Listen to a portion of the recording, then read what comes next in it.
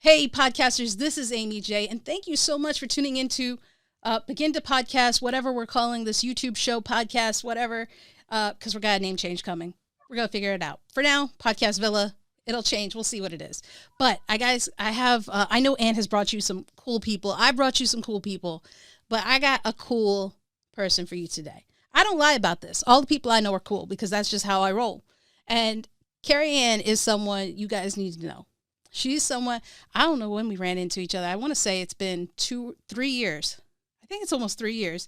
And so we met at a podcast conference and we hit it off immediately and had such a good time. And so, when we're talking about podcast journeys and who should podcast and how, Kerry-Ann is someone you need to talk to. So I'm going to bring her on and we're just going to talk. Kerry-Ann. Hi. This August will be our 4-year anniversary of meeting. Yes, 4 years, baby. That's what you call relationship. That's right. And for everyone who didn't know us between then, right? I mean, because whenever we're together and other people are around, it's just a good time. Yes, it is. It's just a good time. And we always, I want to say that it's like a reunion. Even though we see each other virtually like this, getting together in person is like that, the balm to your soul when you're stressed. It's true. Right? I really believe it. It is comic relief, whether it's the lizard hunt or... Y'all won't know that. You won't know that. That's okay. No. And we don't have enough time to explain it, but you know. But it's comic relief. It is big family feasts, dinners. You know what? That's it. All those things. It's the family feel, right? Mm-hmm. And I was on a podcast episode show recently, and one of the things they asked is, "What is a piece of advice you would give to a podcaster?" And they're like, "Something that nobody has said before." And I was like, "Well, that's hard." And I was like, "You know what? Network, make friends, meet other podcasters, because when you get together, like when we got together, it's like family." And it is such an amazing feeling, guys. And I know you're like on the outside looking in, you're like, is it really? Yes. Yes, it is. Yes. I'm laughing just from the memory of dinners, birthday celebrations, breaks in between podcast conferences, just all the things. I mean, all the things. You guys don't know how many people we have when we go to dinner. We don't go to dinner with one or two. It's like we start with one or two and we pick up podcasters on the way. Along the way. Right? Hey, we doing dinner. You coming? All right. We don't have a reservation anywhere. We just go. We just show up. Like, we just roll up to the restaurant. They be like, how many you got? We like, well, 20. But it feels like, you said it best, I think, a family feast dinner where we're just all together. And that's the feel of podcasting. But we're all on different journeys. Yes. We're all on different journeys. Tell these guys a little bit about your podcast journey, how you started, where you're at, but don't tell them where you're going. Tell them where you were and where you're at now. Okay. So I discovered podcasts when I switched from my BlackBerry to an iPhone. And I started listening and I was like, oh, I want to do this. But this was around 2011, 2012. And I knew I wanted to start the podcast. And I was like, I don't know if I want to. So I started a blog instead, right? Because I was scared. I was like, this seems like a lot going on. And started the blog. Fast forward, did a survey with the blog, and people said that they wanted to hear from more people. And I'm like, gosh, it's going to be a lot of writing. I can't do none of this writing, so might as well do the podcast. And that's when I started doing the work to really launch the podcast, which was 2014. This is a whole almost 3 years after I said, this looks like something I want to do. And so launched the podcast, started doing my recordings around December 2014, and launched the podcast January 2015. And I started the podcast because my audience already said it. They wanted to hear from other people like them who were immigrants of Caribbean heritage. There we go. Of Caribbean heritage, and just things that we weren't necessarily finding on the internet. And just started from there, and it's grown since then, slow and steady. It's like a dependable stock. It's going to perform over time. Just keep investing slow and steady, and some peaks every once in a while, and then we go back and slow and steady. So that's what I've been doing with Carry-On Friends. And it's amazing because when we talk about having podcasters on your show, Kerry-Ann is someone I had on my podcast.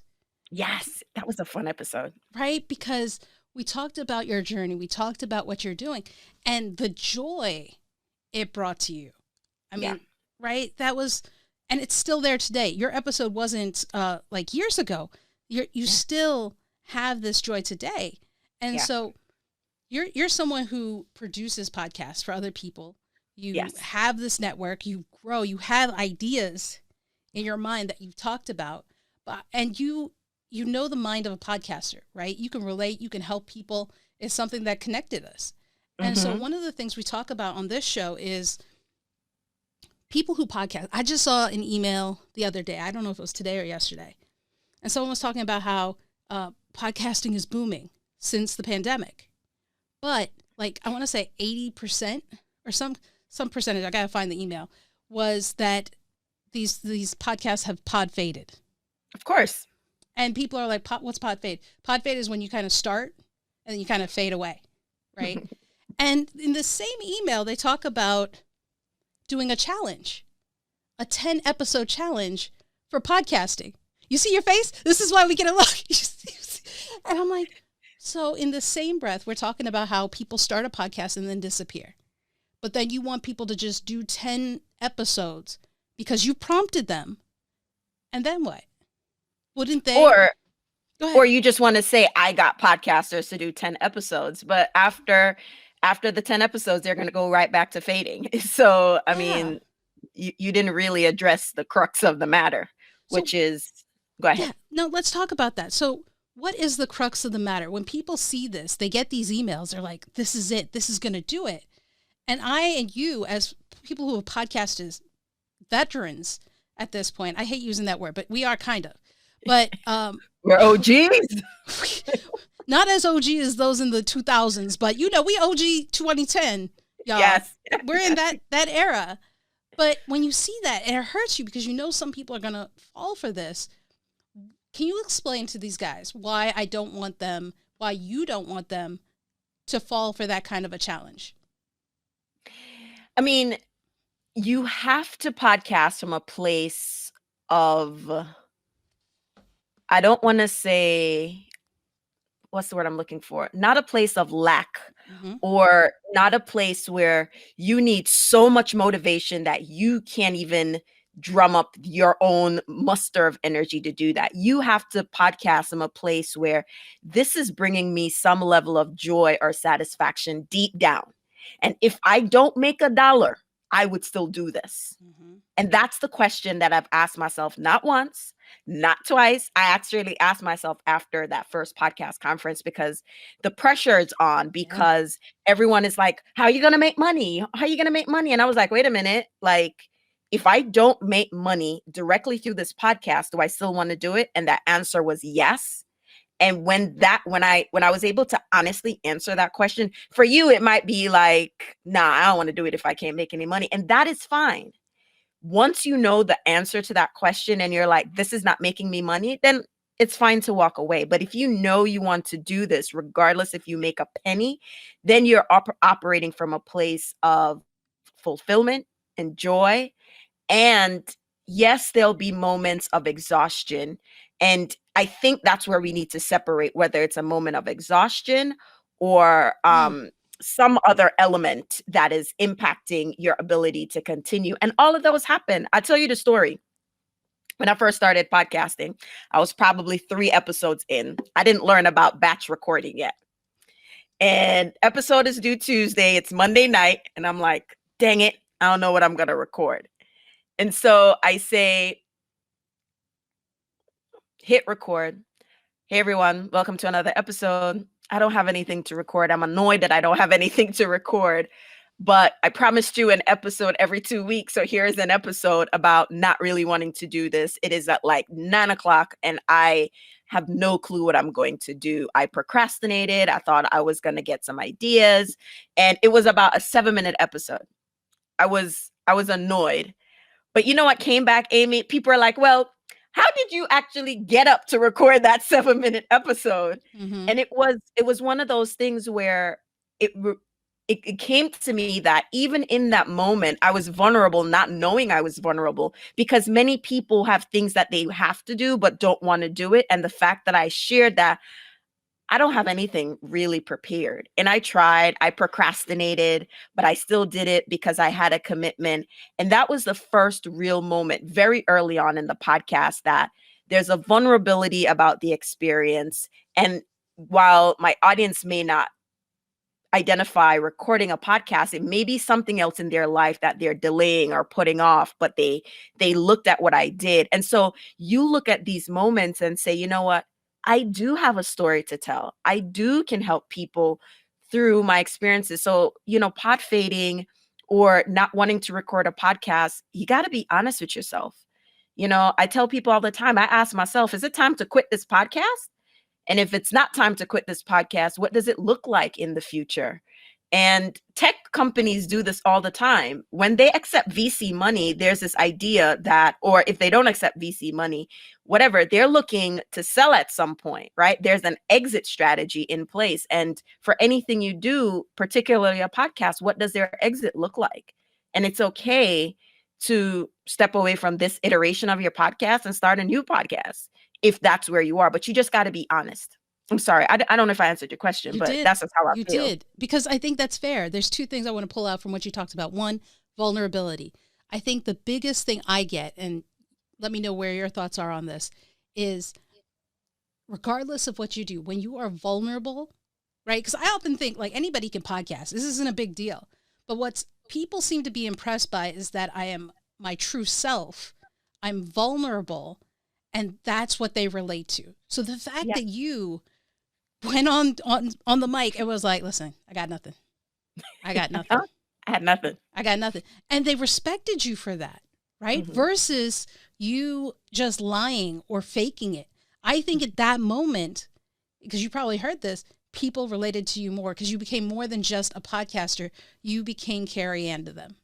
Yeah. And I actually recorded the follow-up episode, how to do it, push through when you don't want to push through, because they asked for it. It was just like this.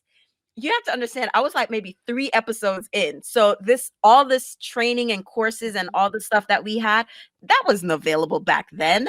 There was no one telling you that you had to, do this. So when I got those messages and people are like, yeah, I know you didn't want to do it. I could hear it in your voice, but do another episode as to what you actually did to actually record. I was like, well, I kept the commitment, Yeah. So again, it's that vulnerability and authenticity.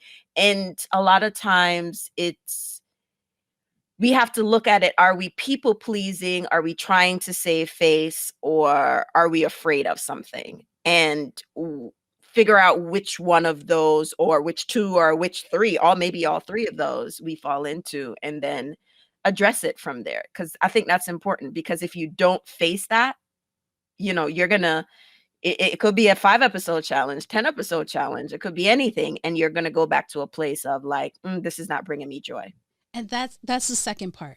That's the second part I wanted to talk about, which you've talked about, which is having that purpose, that intention of why you're doing it, why you come back to recording, right? The fact that you still recorded because you had a commitment to the intention behind your podcast.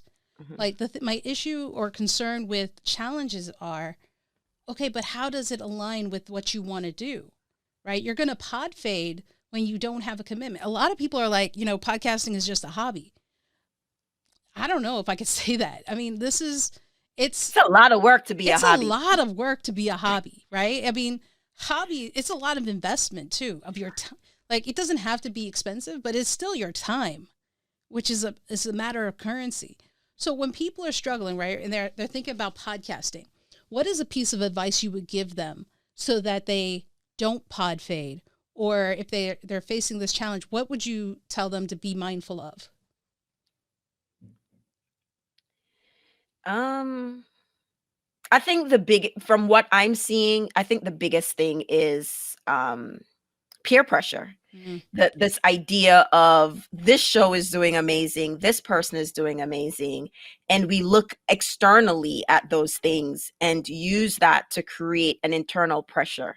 yeah. And that internal pressure is not aligned with who we are.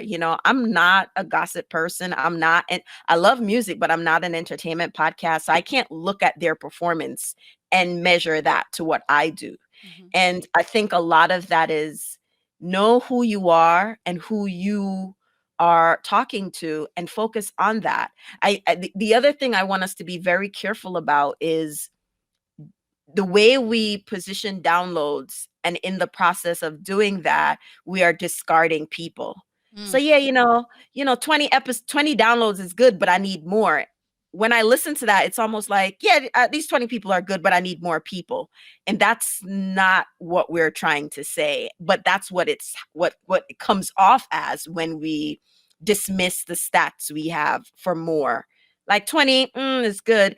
I would never say my 5 friends are okay, but I need 5 more friends to be even, you wouldn't say that. And that's what it comes off as.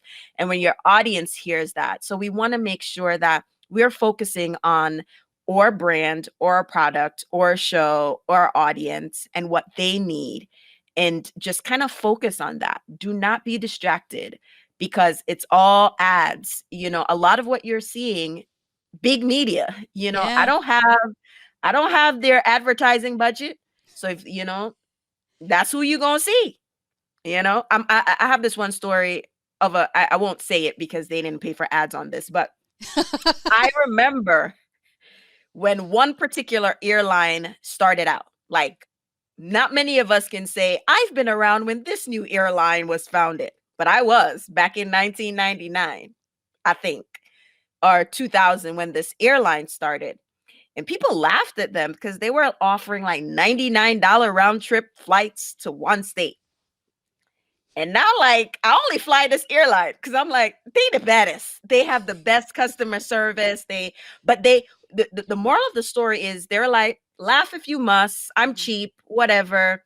I only fly to this one state and these 2 destinations in this one state. And here we are 20 plus years later, they're flying all over the world. They have partners. They have what they did initially back then, and people laughed at them, ha ha ha, is now a standard in most other airlines, right? Yeah. So I think the biggest advice is like, yo, this is a marathon, not a sprint. And if you meaningful change, and like I was saying to someone else, the work is not overnight. It's going to take time. Hmm. And you have to believe in your show and what your show is supposed to do. Because if you don't believe in it, no one else is going to believe in it. And you need to believe in it sometimes. So when other people question you about, why are you doing this little show anyway, you got like, listen, this show is going to be big. Hmm. Just watch. There's not one star. Beyonce was on Star Search and lost Star Search, right? But Yeah. she's Beyonce. I don't know that person who won the Star Search over Beyonce and them. Right. Yeah. You see what I'm saying? Yes. We don't know who that We person don't. is. We And don't. and unfortunately, we don't care. But it's the moral of the story is that you have to put in that work and know that sometimes that work is going to be not overnight. It's going to be months, it's going to be years, and you're perfecting your craft. All these major podcasters out here that people know, they've been doing it forever. Yes. Right? It wasn't, oh, and they could tell you the stories back then when it was truly bootleg in podcast, when they were like, let's do these Yes. wires together, right?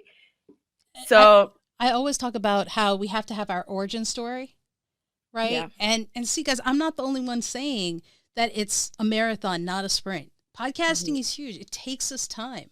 And that's the thing that I think people are so like if you're looking for quick results, podcasting isn't for you. It's not it. Not it. It's not it.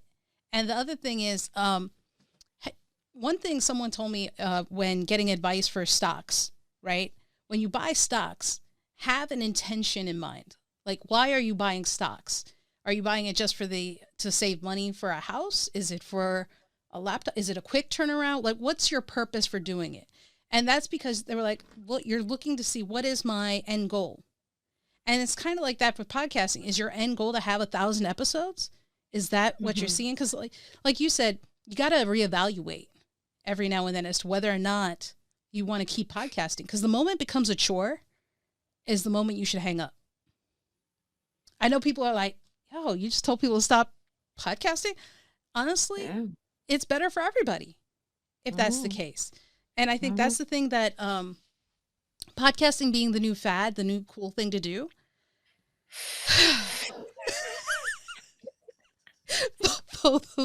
Like, but I know people think podcasting is the cool thing to do. I think the reason Kerry-Ann helps teach, and I'm going to assume, and then I'll let her confirm it. I think the reason I started podcasting, the reason I started Begin to Podcast, the reason I want to help people podcast, the reason we're having these conversations, and the reason Kerry-Ann helps people the way she does with podcasting is it's more than just a fad for us. And I think that's why we all get along like a family, because we understand that. Right. So Kerry-Ann, why do you help other podcasters?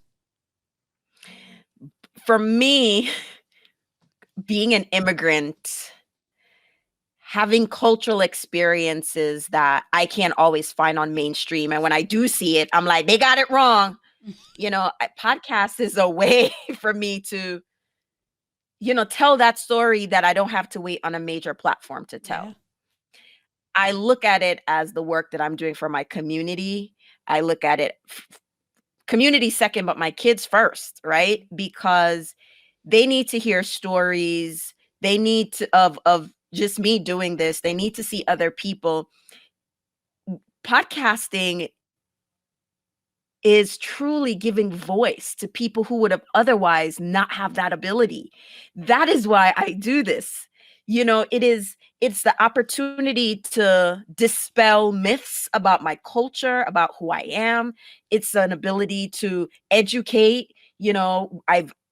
I'm producing a podcast on Caribbean history. No one talks about Caribbean history. I'm producing a podcast on, Caribbean literature. Who's talking about that? I mean, there are other shows that are doing that, but I have to create. One of my favorite books is Rework from the guys from Basecamp, Jason Fried, and all of them.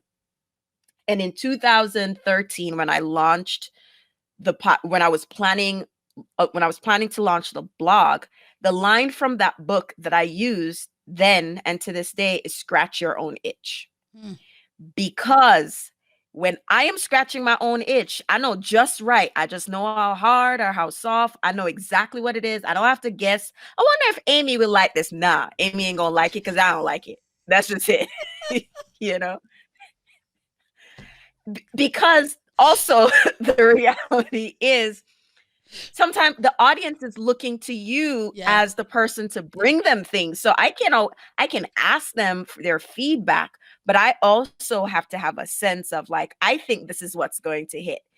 I can't just say, hey, just to give me any topic. I have to say, would you want more in this area? Yeah. And they could say, yeah, I do like that.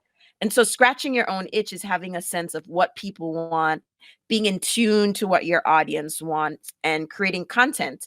And that's also the delicate balance of experimentation. That's a whole other episode for another day. But I think that's also the news about podcasting is great, but there's so many flaws in the messaging that's coming out of this industry. So after 16 or 10, no, maybe let's not do 16. After let's say the last 7 years I've been in podcasting, this industry has been built on the more downloads you have, you're more successful. It has. And then the few people who are like, downloads don't matter, just do the hard work. I'm like, ain't nobody hearing you. For the last 10 years, it's been downloads. Yeah. Celebrate them downloads. So that is one message. The other message no one talks about is podcast is like any entertainment medium. You have to experiment and take risk. No one focuses on content creation. They focus on how to make money. And in my head, I'm like, without the content, who gonna make money? Like, what comes first, chicken or the egg? Preach. So if you aren't creating good content, right? And that is why you see all of these shows by these large media platforms, because they're already media companies. They know how to create content. So they're using that skill to create content and market that. They're experimenting. And we're just saying, it's just them. Experiment with your content. Try different things. If it don't work, it don't work. That's how it is. And there's not enough of that. It's only about making money. And while that's not bad, we need some other messaging around podcasting that involves content creation, podcast development, outside of only looking for ads. And I'm gonna say this, and Ant may kill me. I don't know. I don't think so. I think he'd agree. Is that if you are like with all things, right? So I'm a dream chaser. You know that, and I'm your personal hype man, guys. I'm here for you. I think you could do anything you want. But as I say for people who chase their dreams, if you're chasing for money, you're chasing for nothing. Like you aren't going to get it. And so if your intention behind chasing for a podcast is money, it doesn't work that way. People are going to see through that.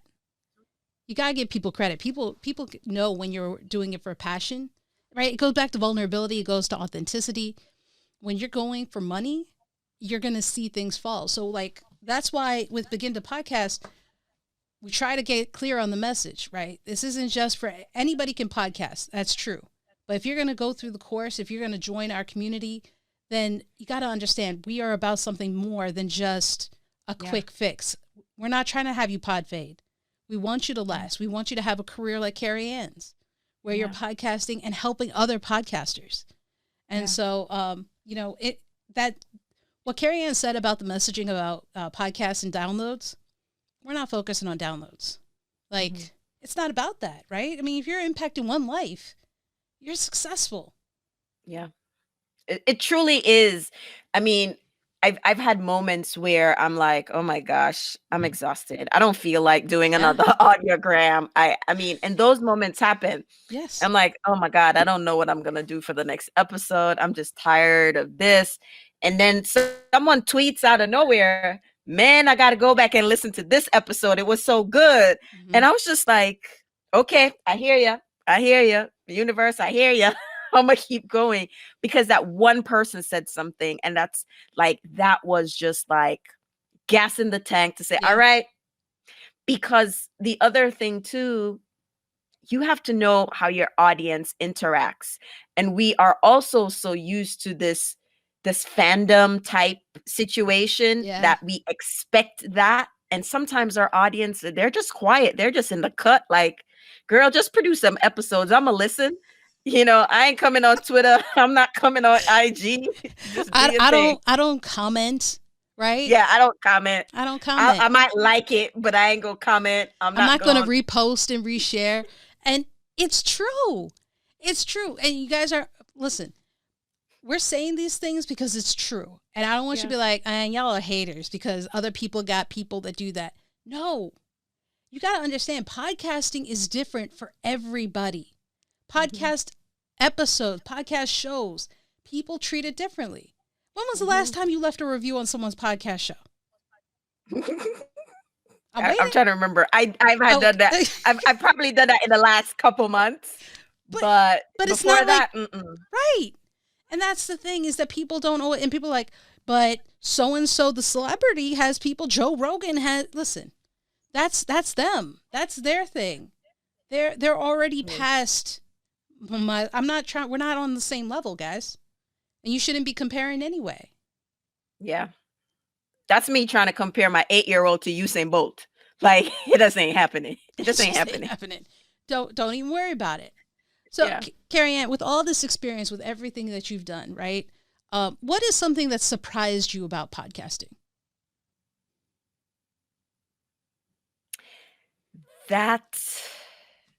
Wow. I know the answer. I'm just trying to articulate it.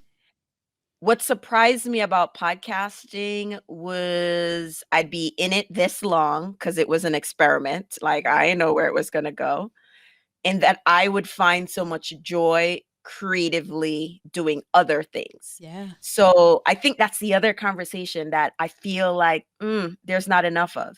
There's, I use this analogy. I've said it before in other interviews, but it's just the perfect analogy. So with the NBA, because I love basketball, we know LeBron and them, We know Phil Jackson. We know Steph, Kobe. we know Steph You know Curry, Steph right? Curry. We Mhm. know all of them as the entertainment of the NBA. But the guys at TNT who's doing the commentary, the stats people, the physical therapists, the physician, the people who clean the arenas, they all make the NBA hum. And what surprised me about podcasting was there was never a conversation that I could have a career beyond being on the mic. Being an executive producer of a show was an option available to me. Other roles that are off mic, behind the scenes, are available to me. And that's the most surprising thing, because if you had asked me many years ago that I would, have a business in podcasting doing something other than being on the mic, I would have said, forget you. Like, I didn't see producer in Don't my, you know me? like, what? Yeah. I did not see that, but that was a beautiful surprise. And it keeps surprising me every day. And guys, I want you to understand that, we all have our own similar experiences, right? That there's something about podcasting that just changes your life. Mm-hmm. It changes For your sure. life in ways you don't expect. Takes you down paths you didn't want to walk, but realize it's a more beautiful scene this way. For sure. For sure. It's not an easy scene, but If you told me when I first started podcasting, or even during the first, I've been podcasting 8 years. For the first 8 years I've been podcasting, that I would be helping to teach people podcasting. No, No. I'd never. But it's been such a rewarding thing. And I've met people like Kerry-Ann, which is why I want for you guys, is to build that network, have those relationships.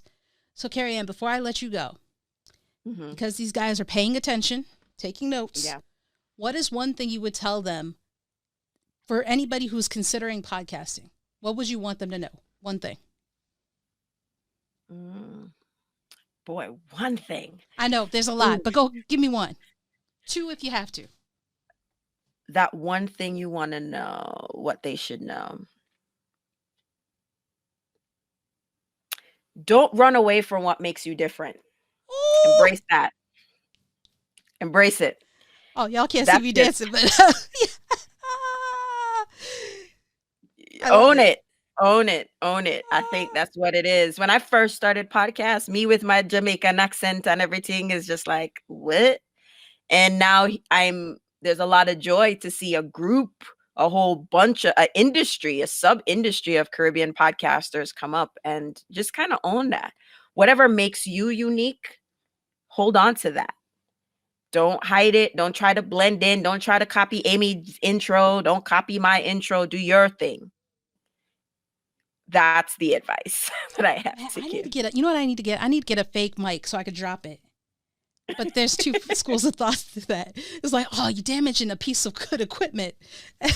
Then there's but it's symbolic. So I'm dropping a mic. Yeah. I'm going to get a mic, though, a fake one to Yeah. drop. Kerry-Ann, Yeah. you are amazing. A little cardboard one could work. Oh, that's, I think Podcast Movement had one of those foam kinds or something. Yes. I got to get one. Yeah. Just be like, Yeah. drop. Yes. Kerry-Ann, you are a star. I love you, girl. I'm so glad you could help share, and you are always welcome back because we could keep talking. I know. Thanks for inviting me, and when you're ready for me to come back on again, let me know. You know it. All right. Take care. All right. Bye.